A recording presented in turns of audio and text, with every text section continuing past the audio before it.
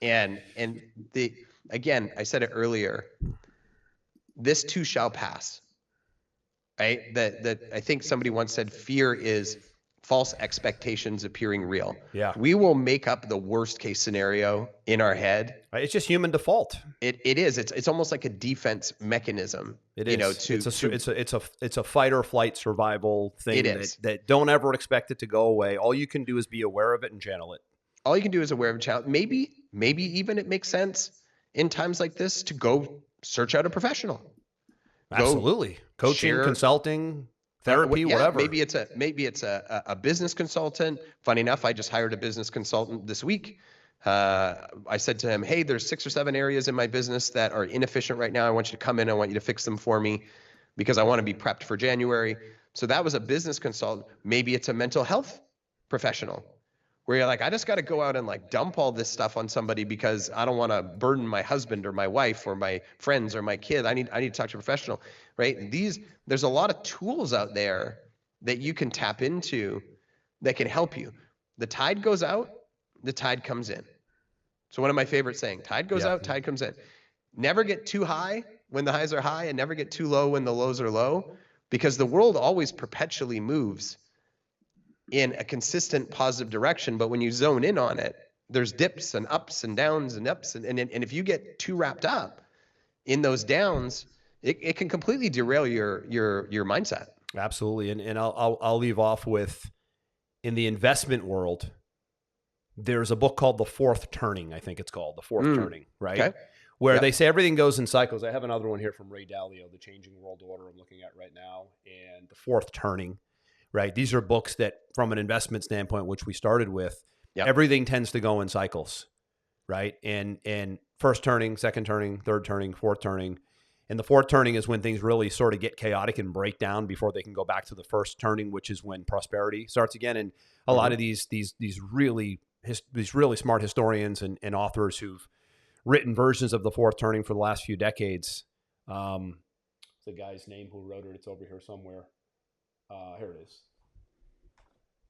Neil Strauss, I think it is, right? Okay. Yeah. Neil Strauss, right? So the fourth turning. I'm seeing the fourth turning being referenced in a lot of financial models right now, and we're in that fourth turning, so they say, right, where things will be chaotic, and you've got to be hyper aware of what's going on, because coming out of it will be the greatest opportunities of all for building businesses and investing, right?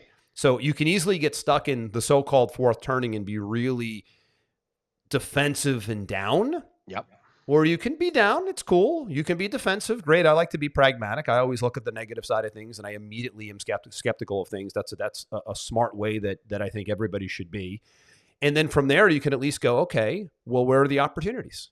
Yep. Right. Or where will the opportunities be? To my point earlier, I talked about gold, silver, Bitcoin, right?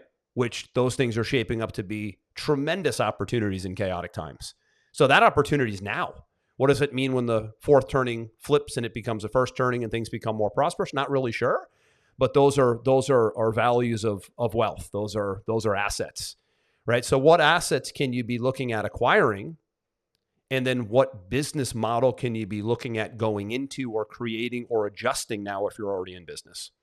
Yeah, my financial advisor always says the stock market is the only business on earth when everything goes on sale, everybody freaks out negatively. It's amazing.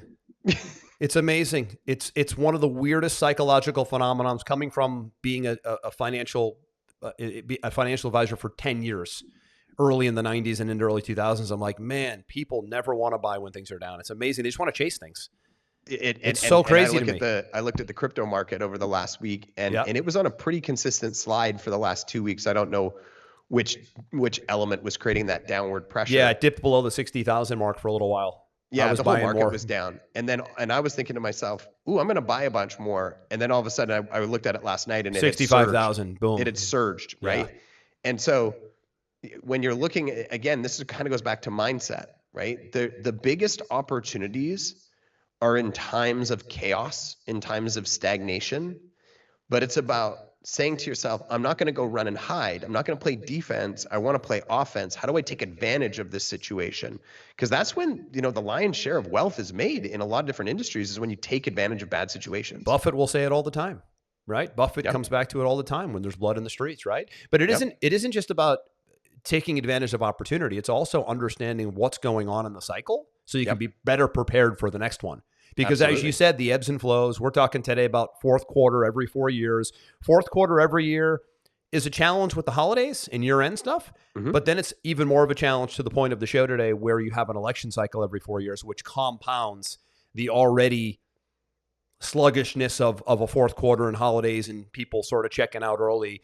You have that now happening times 2 every 4 years. So really good to be aware of every little facet of what's happening in the investment world, in the business world, in the economic world, not just sitting and waiting and watching and being told what to think by CNN, right? It's digging down and analyzing every aspect of what's going on. So A, you can respond quick, and B, you can be better prepared next time. That's the takeaway here today, if you ask me.